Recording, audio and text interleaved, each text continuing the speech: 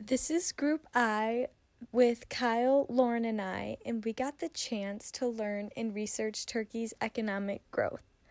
The issue in Turkey is that the fall of the Ottoman Empire marked the start of Turkey's economy and presented many challenges and issues relating to the country's unstable economic growth. This is a huge issue since having an unstable economy can really affect how a country is ran and what they're all able to offer to their citizens, especially when it comes to education, healthcare, housing, job opportunities, etc. A little bit of some background information about Turkey's history that helped form the economy is when the Ottoman Empire fell on October 29, 1923. This day is also known as Turkey's Independence Day.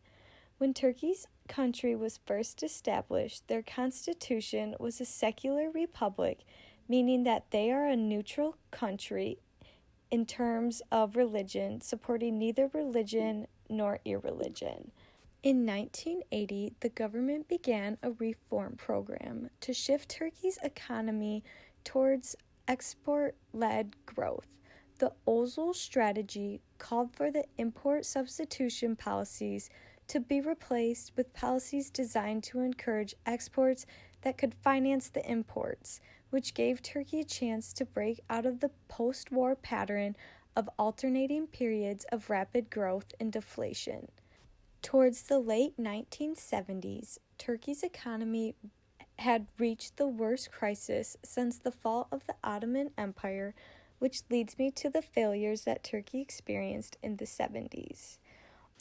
World oil prices rose and Turkish authorities had failed to take sufficient measures to adjust to the intense increase in the oil prices in 1973 and 74.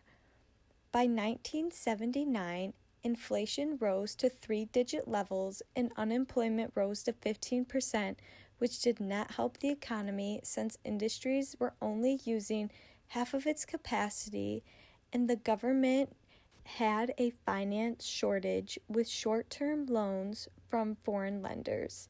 The official jobless rate fell from 15% in 1979 to 11% in 1980. Unfortunately, because of the rapid growth of the labor force, unemployment rose again to 13%. Turkey would be able to sustain crisis-free development only if major changes were made in the government's import substitution approach to development. Turkey has taken many steps throughout their history to recover their economy. The etatism doctrine in Turkey, which in essence is an economic policy somewhere in between capitalism and socialism, was adopted in Turkey in 1931 and allowed them to achieve rapid economic development, with industrialization beginning at this time. However, after World War II, Turkey moved away from etatism, and in the 1980s, it was essential to increase savings and investments in order to solve underdevelopment, switching their development plan from external demand to domestic demand.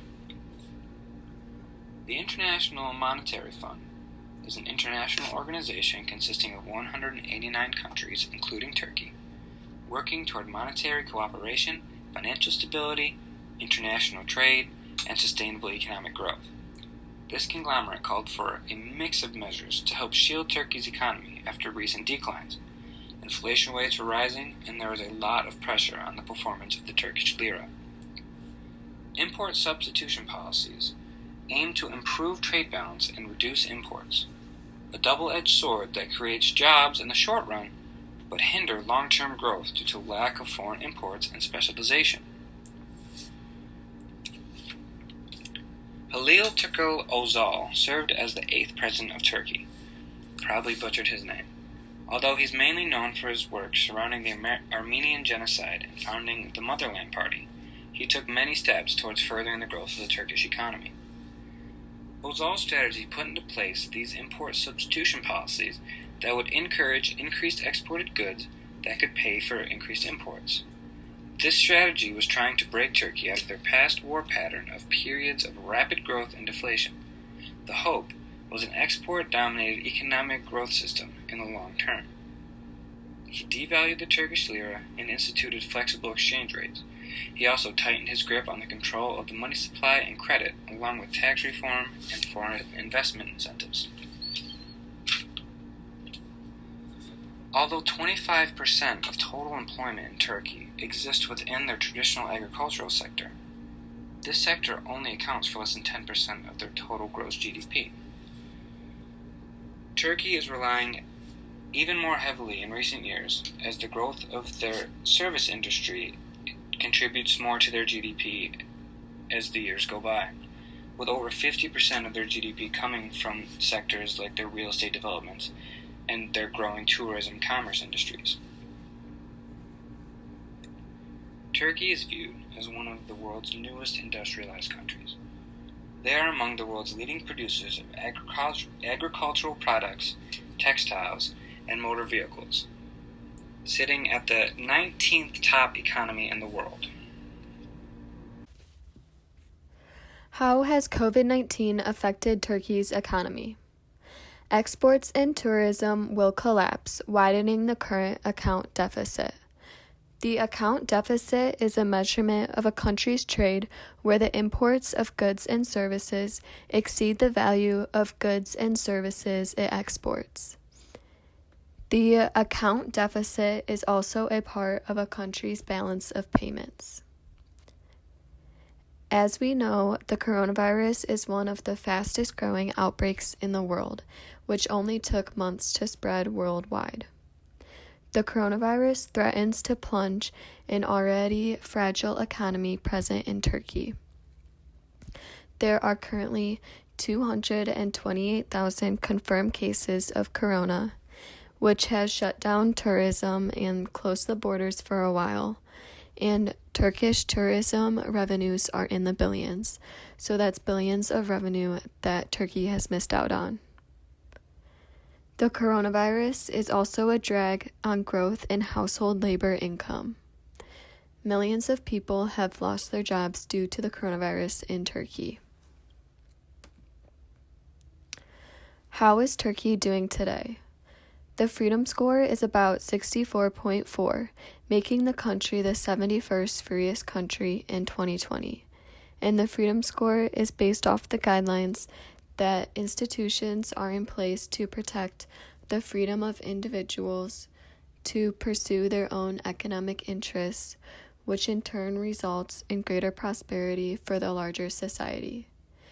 And there are 195 countries in the world today, and Turkey is the 71st freest country.